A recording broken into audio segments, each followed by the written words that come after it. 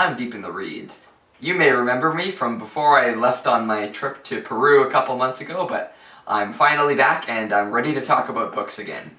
So I'm currently reading this huge biography on Joseph Stalin, and so I figured I would instead go back and review another of my favorite novels from last year, and that novel is Germinal by Émile Zola. Émile Zola is one of the greatest French novelists of all time. He's known for writing the Rougon-Macquart series of books, which are these 20 novels about a French family following all of their descendants through generations. And you can jump in anywhere to the series, and I say that because Germinal is the 16th book in the Rougon-Macquart series, and I picked it first because it's about a coal miner's strike. And I've been interested in coal mining ever since I did a big art project on the subject a few years ago. I went to the mines, I talked to workers, I learned a lot about the history and how the grueling conditions of mining led to a lot of labor movements. And Germinal does an excellent job at bringing that history to very stark reality. This turned out to be one of the best novels I've read in years. The book opens with Etienne, who is this guy wandering the countryside in search of work.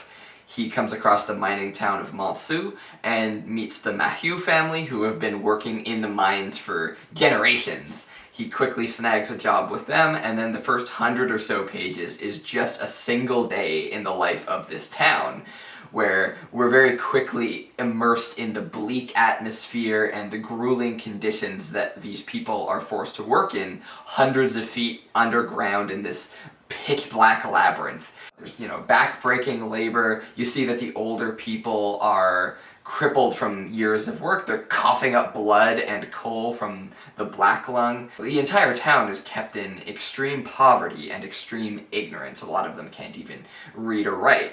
And the workers are forced to send their young children down into the mine to help bring in extra money. And on top of all that, what little money that the workers earn goes right back into the company pocket because the company owns everything. They own the mine, they own the town, they own the land, they own the grocery stores.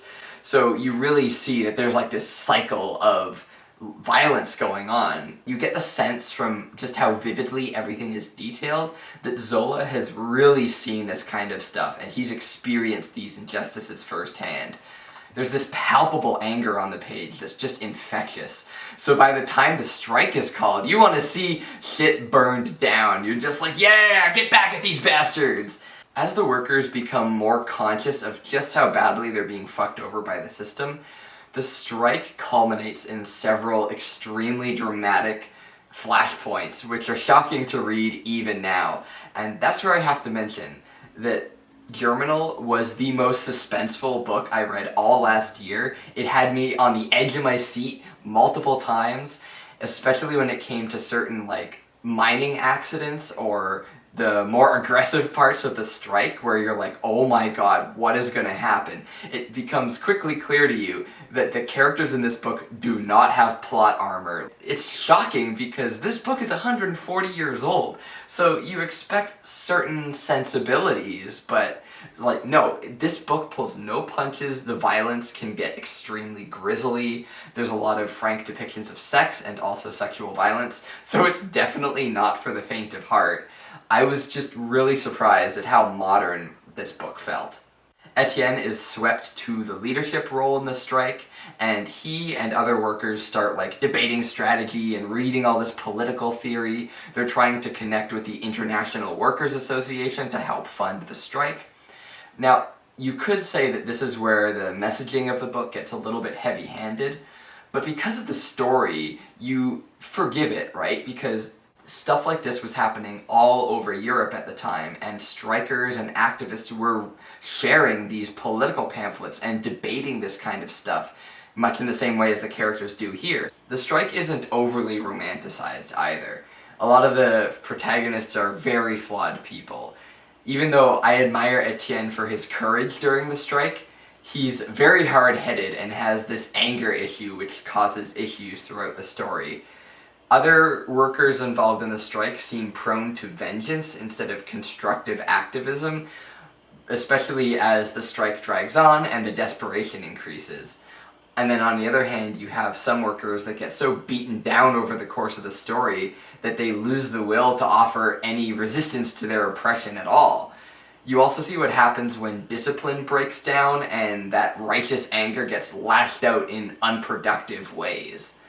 Then, aside from that, you also have the village, which is full of its own interlocking dramas between the families and the other characters.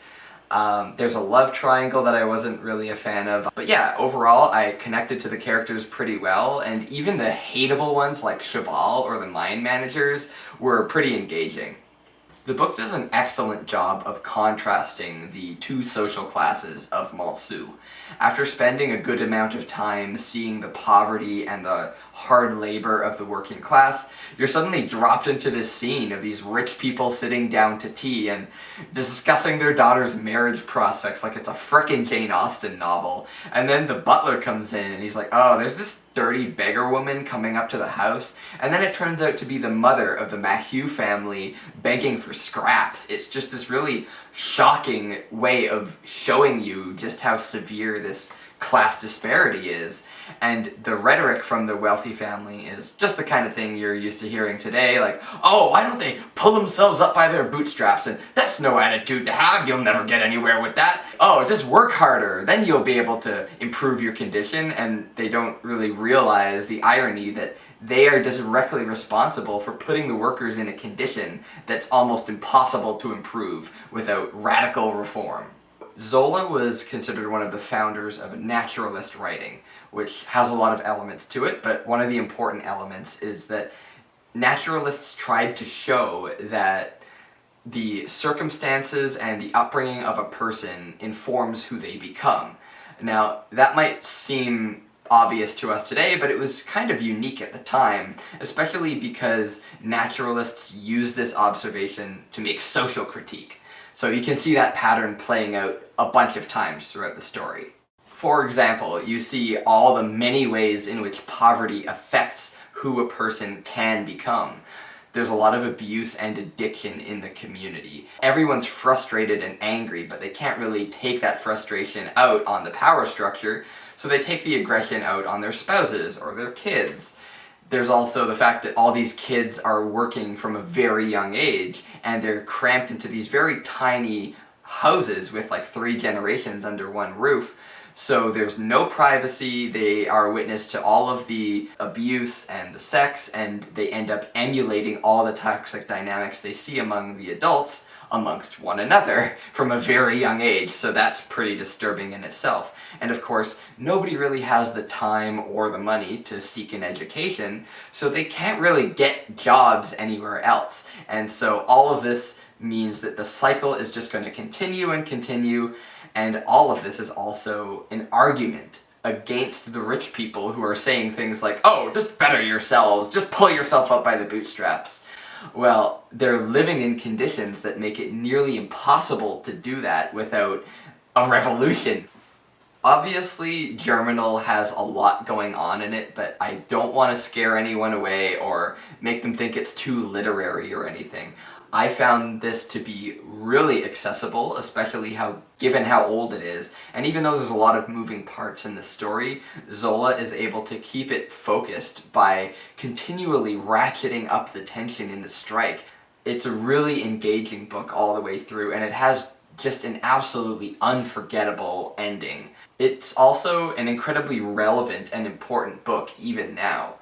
The conditions that you see in Germinal are mostly illegal in the developed world now, thanks to labor unions, but a lot of this stuff is still happening today. It's just been exported to the global south.